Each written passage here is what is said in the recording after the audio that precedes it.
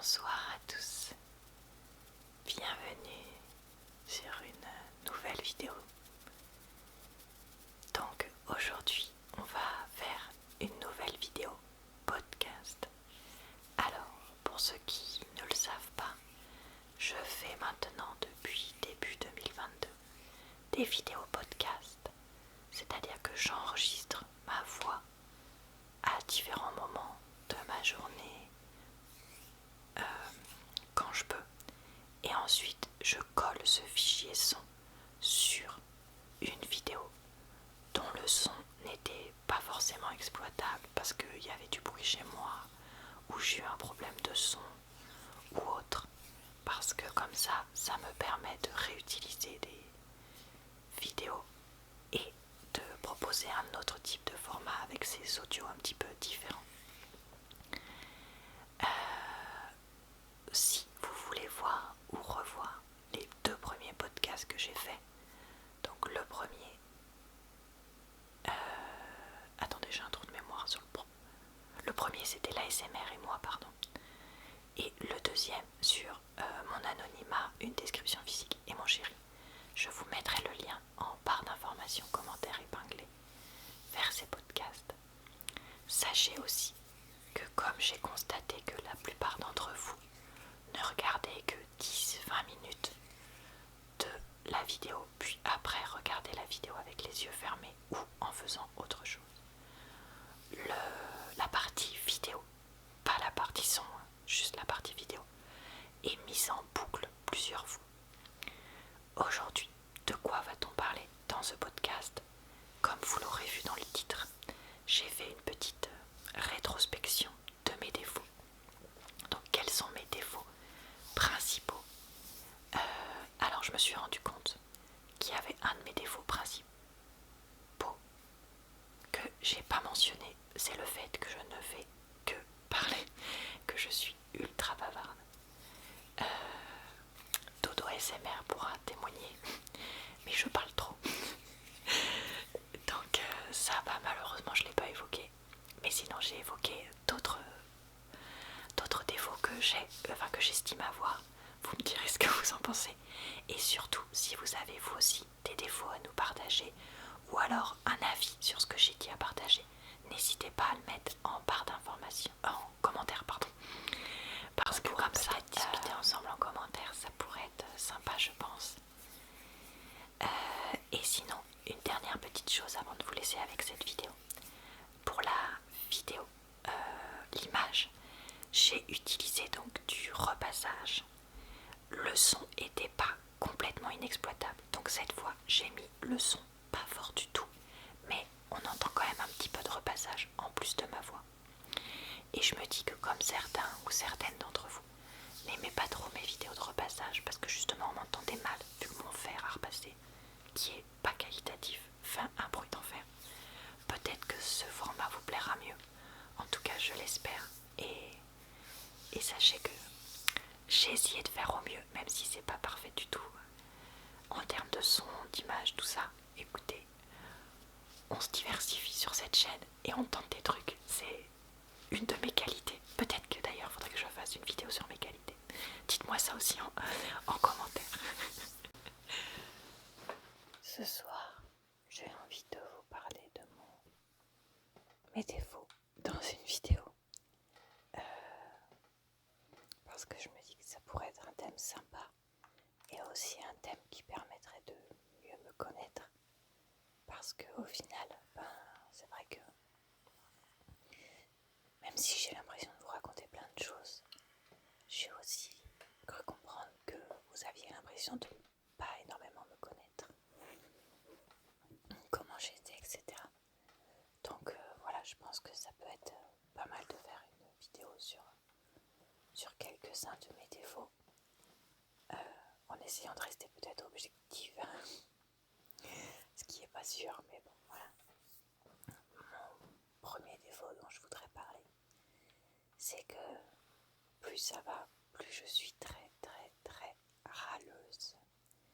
Je pense que vous l'avez déjà remarqué dans les vlogs, que depuis quelques temps, et particulièrement je trouve ces 2 dernières années, je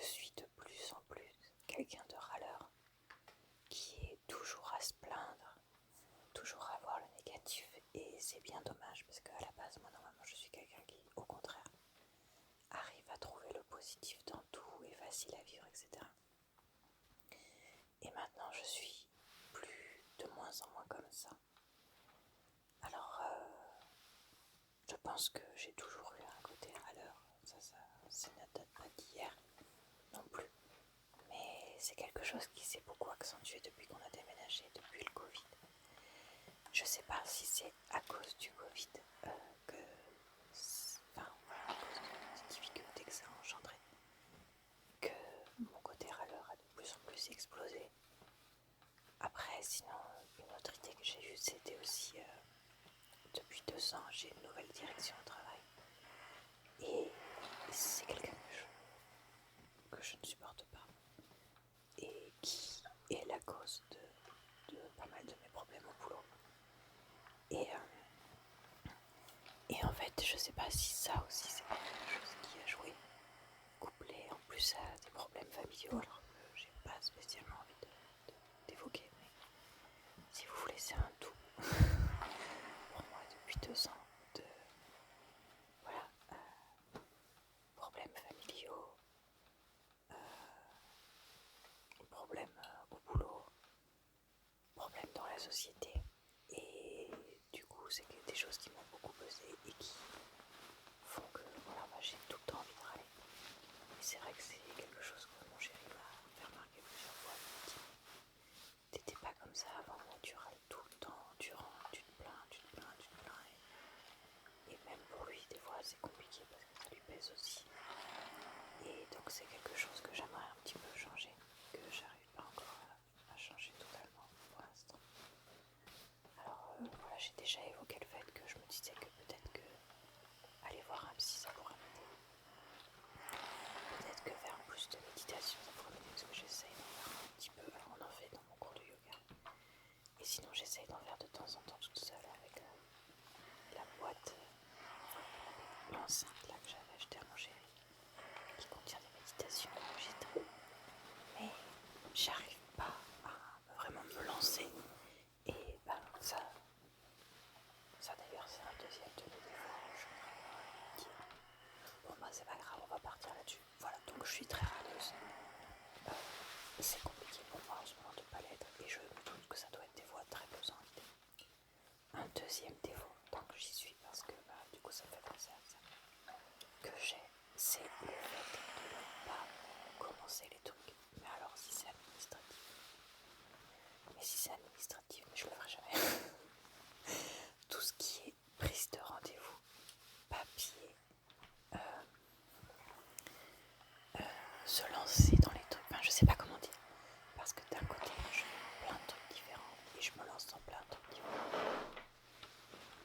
Mais d'un autre côté, je mets énormément de temps à me lancer pour certains trucs sans raison. Par exemple, là, ça fait 3 semaines qu'il faut que je fasse, au moment où j'enregistre cette portion, qu'il faut que je fasse une aquarelle pour la naissance d'un bébé que j'ai toujours pas commencé. C'est pas dur de se lancer dans une aquarelle. Il suffit de trouver un tutoriel d'une aquarelle que t'aimes bien. Parce que c'est ça que je fais moi. Sortir la palette, sortir les papiers en 30 secondes. Enfin, je sais pas, en 10 minutes, c'est commencé. Tu la filmes, voilà. Et je sais pas, j'arrive pas à me lancer. Et je me dis, mais attends, à ce rythme-là, le bébé il va avoir 6 mois. T'auras toujours pas envoyé ta carte de naissance, quoi. Donc voilà. Et du coup, après, j'ai honte. J'ai honte de me dire, mais pourquoi je fais pas ça? Là, dans ma voiture, j'ai un chèque qu'il faut que je dépose à la banque depuis une semaine. Une semaine. Voilà. Qu'est-ce que ça me coûte? Ça me coûte rien. En plus, je suis passée devant ma banque quand je suis allée au yoga l'autre jour. Mais j'y ai pas pensé. Et puis en fait, voilà, j'y pense pas. Je suis censée reprendre rendez-vous. Alors mes rendez-vous médicaux, c'est pareil. Vous savez que ça fait 2 ans que je vous parle de mes problèmes de dents, que je veux lancer des trucs pour les dents. Mais ça traîne parce que clairement, je suis tombée sur des orthodontistes pas top top. Et en plus, il y a des délais pour prendre rendez-vous qui sont longs. Mais ça traîne aussi parce que moi, je prends 2 plombs pour faire des rendez-vous. Alors laisse tomber, si les gars ils répondent pas, mais c'est fini, ça n'arrive jamais. Donc voilà, bref, je dis les gars parce que j'ai remarqué que moi, toutes les personnes là pour l'instant, orthodontistes, c'était que des hommes. Les spécialistes que je suis allée voir, c'était que des hommes. C'est vrai que c'est assez étonnant, mais bon voilà.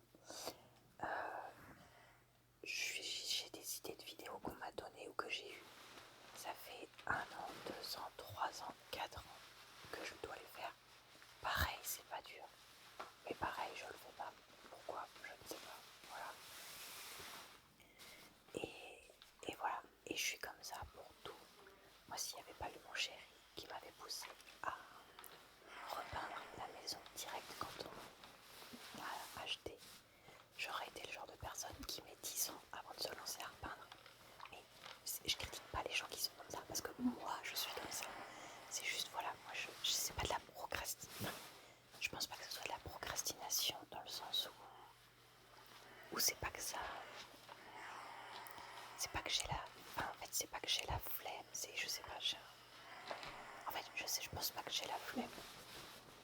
Parce que je fais plein de trucs et tout ça, donc voilà. Je pense pas que c'est une phobie administrative. Parce que je pense pas que ce soit voilà. En fait, je pense juste que j'ai pas l'espace mental pour ça. Je pense que voilà, ça vient de là. Moi, je dirais, en analysant, après vous me direz en commentaire ce que vous en pensez. Mais moi, mon analyse, c'est que en fait, dans ma tête, j'ai déjà tellement de choses que j'ai pas l'espace mental pour cette nouvelle tâche-là, pour ce nouveau truc-là. Et voilà, je suis tellement prise par le boulot, par YouTube. Il y a mon chéri qui m'a fait sursauter. Ça m'a fait peur, je m'y attendais pas. Donc je disais, je pense que voilà, j'ai déjà plein de choses en tête. Parce que je suis quelqu'un qui tourne beaucoup avec ses idées, des trucs comme ça. Que du coup, ben voilà, j'ai pas la. Je pense que j'ai pas l'espace mental pour ces nouvelles tâches-là, qui sont pourtant nécessaires, etc. Et puis, j'aime pas téléphoner, comme beaucoup de gens. Donc forcément, ça en rajoute dès qu'il y a le téléphone qui est impliqué. Alors que pourtant, une fois que quand je téléphone, j'ai pas de problème particulier. Mais c'est l'anticipation de prendre le téléphone. Chaque fois, je me dis, ben, tu sais pas, enfin, quand c'est quelqu'un que tu connais pas, tu te dis, ben, tu sais pas sur qui tu vas tomber, tu sais pas comment va être la personne, etc. Et ça, c'est quelque chose, je ne sais pas, j'ai du mal. Mais parce que je pense que, de manière générale, j'ai du mal avec l'inconnu. Est-ce que c'est un défaut, ça?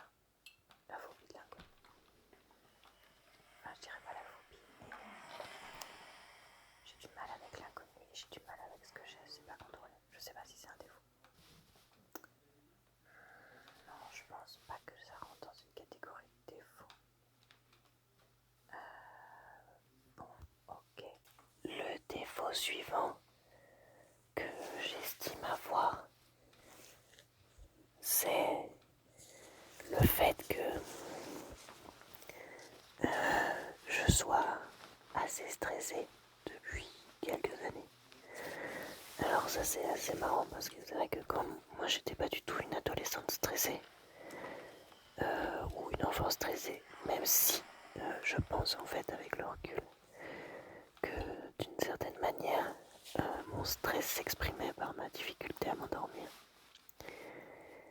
Parce que ça c'est quelque chose que j'avais déjà à cette époque-là et qui existait déjà.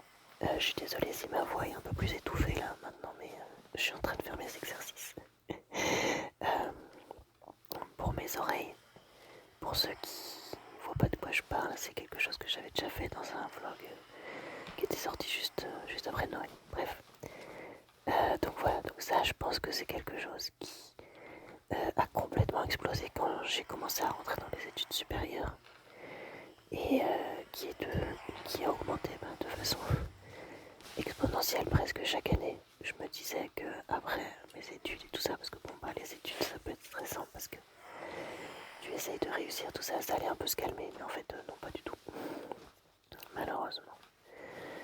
Et c'est quelque chose qui existe de plus en plus chaque année maintenant. Et ça c'est, je pense que c'est quelque chose qui, voilà, devait probablement être une des choses qui aurait dû exister chez moi depuis le début. Mais qui est quelque chose qui a été, comment dire, aussi beaucoup lié à la société dans laquelle on vit. Parce que voilà, je pense que la société dans laquelle on évolue est une société très stressante, que le monde dans lequel on est très stressant, et que ça, ce sont des choses qui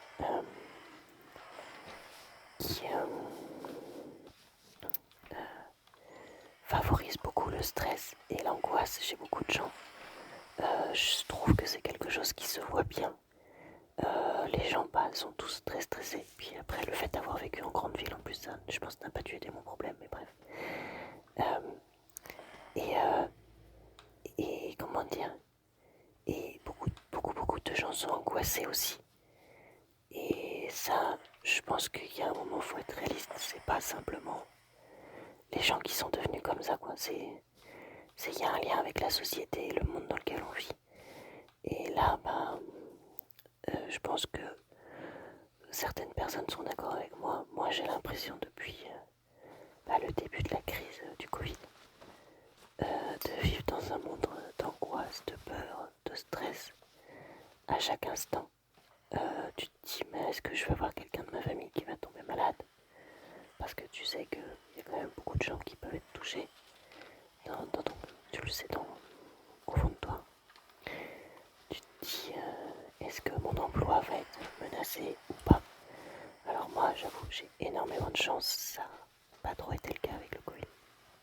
J'ai d'autres problèmes au boulot, mais ça. Mais voilà, donc tu sais pas sur quel pied danser. Et tu te dis, qu'est-ce qui peut se passer? Qu'est-ce qui va arriver? Et ça rajoute encore plus de stress dans une société qui était déjà. J'ai cru que c'était bon pour mes exercices, mais en fait non, il manquait encore. Voilà, donc ça c'est vraiment quelque chose qui n'est pas évident à gérer. Un autre défaut que j'ai, c'est le fait que je suis quand même un petit peu radine, je le reconnais. En fait, comme j'ai déjà évoqué sur cette chaîne, je le redis pour ceux qui ne le savent pas, je ne sais pas trop pourquoi, mais voilà, j'ai cette angoisse de gaspillage d'argent et de, je vais pas dire de manquer, genre, je sais qu'il y a des gens qui chaque semaine, chaque mois sont extrêmement stressés de manquer parce qu'ils manquent. C'est pas cette situation-là dans laquelle je me trouve, mais je ne sais pas pourquoi j'ai l'impression que je ne vais pas avoir assez d'argent, qu'il est possible que je manque, etc. Et je sais pas trop d'où ça vient, tout ça. Mais du coup, lié à ça, j'ai une certaine radinerie. Parce que comme je me dis qu'il faut pas que je gaspille mon argent, qu'il faut que je garde de l'argent, je me dis je vais pas jeter de l'argent par les fenêtres, etc. Et c'est vrai que moi il y a plein de trucs auxquels du coup je ne pense pas. Mais c'est pas parce que j'ai pas envie de le faire, c'est juste voilà, ça ne m'arrive pas dans mon cerveau.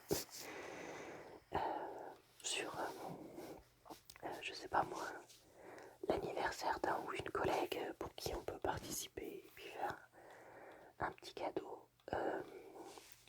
Comment dire, penser à faire un petit cadeau à des gens de sa famille, à son amoureux, etc. Mais sans raison. Et ça, c'est vrai que c'est quelque chose qui n'est pas du tout spontané chez moi. Et pourtant, voilà, je me dis, bon, certes, tu peux pas te permettre d'acheter une Ferrari à tout le monde, mais tu peux quand même te permettre d'acheter un petit quelque chose, un petit livre de coloriage, je sais pas moi, un petit. Enfin, j'en sais rien quoi. Un petit cadeau, etc. Donc, bon. C'est comme ça, je sais pas pourquoi je suis comme ça. Et du coup, des fois j'ai l'impression d'être radine. Mais en fait, voilà, tout ça c'est quand même lié. Et puis, du coup, de la même façon, comme je disais, j'ai du mal avec le fait de dépenser énormément, etc. Et du coup, je me dis, on va pas pouvoir aller au restaurant tout le temps. Enfin, non, c'est pas ça que je me dis, mais c'est juste, je me dis, j'ai l'impression que vraiment c'est jeter l'argent par les fenêtres des fois. Alors certes, aller au restaurant, aller boire un verre, etc., aller au cinéma, bah, oui, c'est une expérience, c'est une sortie, ça fait du bien et tout ça. Mais le faire super souvent, bah, moi j'ai l'impression de jeter de l'argent par les fenêtres. Ouais. Alors c'est clair que c'est un truc qui est à contre-courant, probablement de la plupart des gens, parce que beaucoup de gens, j'ai l'impression, ne souhaitent que ça. Sortir, etc. Mais moi je suis pas comme ça. Bon déjà moi après je suis casanière aussi. Donc, clairement c'est vrai que ça ne me gêne pas d'être aussi à l'intérieur. Mais je préfère un million de fois aller chez les gens, recevoir les gens comme je l'ai déjà aussi évoqué, plutôt que d'aller au resto ou d'aller en terrasse parce que déjà au moins tu restes autant de temps que tu veux, puis t'as pas la foule, t'as pas les gens. Enfin, des fois c'est sympa parce que oui comme ça tu peux rencontrer des gens etc. Mais en fait moi j'aime pas trop la foule donc du coup ben, forcément aller dans un bar blindé. Alors là évidemment je suis dans un cas où il n'y a pas le Covid. Voilà, aller dans un bar blindé ou dans un restaurant blindé etc. Enfin tout le temps, moi j'aime pas. Donc voilà, je préfère un million de fois faire ça chez moi ou chez les gens. Et puis en plus, bah voilà, comme je dis, financièrement, c'est bien plus avantageux de faire ça de cette façon-là, plutôt que d'aller à chaque fois dans un truc qui coûte cher et qui se multiplie quoi. Parce que bon bah 15 euros de resto ou 20 euros de resto une fois, ok. Mais si tu le fais toutes les semaines, bah ça fait très vite 80 ou 100 euros par mois. Et voilà, c'est un budget, hein. Ça c'est des choix de vie. C'est pour ça que je critique pas les gens qui le font. Mais ça c'est ce que moi j'appelle les choix de vie. Il y a des gens qui choisissent de faire ça et qui choisissent d'avoir des iPhones hors de prix, etc. Et moi ça c'est pas du tout des choix de vie que moi j'ai fait. Moi mes choix de vie c'est plus de garder mes sous, soit pour acheter des produits de beauté, pour ceux qui me connaissent sur ma chaîne, ça c'est un de mes choix de vie. Après, voilà, et bah investir le reste, c'est tout simplement. Voilà, quelque chose que je rêve et qui, je pense, m'aiderait dans mon idée de stabilité financière, parce que je continue là-dessus, du coup, c'est d'acheter. Donc, on a acheté une maison, moi et mon compagnon, il y a 2 ans qu'on rembourse chaque mois. Mais moi, ce que j'aimerais vraiment, donc, c'est en plus acheter toute seule un appartement ou un truc comme ça pour pouvoir. Attendez, je me retourne en même temps. Je me bouge. J'espère que ça fait pas trop de bruit dans votre oreille parce que je suis en train de me dire que mine de rien, je suis en train de bouger vraiment pas loin de vous. Donc ce genre de bruit, j'espère que c'est pas hyper fort. Il faudra que je réécoute quand même la vidéo. Donc, qu'est-ce que je disais? Ah oui, moi j'aimerais vraiment faire donc acheter un appartement pour faire de l'investissement locatif. Parce que bah, une fois que l'appartement est remboursé, je me dis que ça me ferait voilà, une sécurité financière qui, je pense, me soulagerait. Donc bon bah pour l'instant j'en ai pas les moyens. Mais j'essaye d'économiser chaque mois un peu de sous pour avoir comment dire un fonds d'investissement.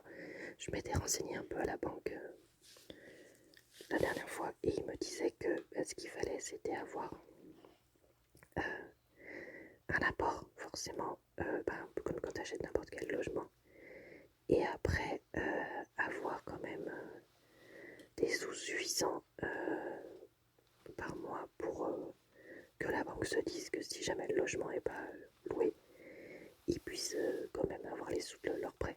Donc voilà, donc ça c'est quelque chose qui est à réfléchir. Donc bon bah écoutez, on verra.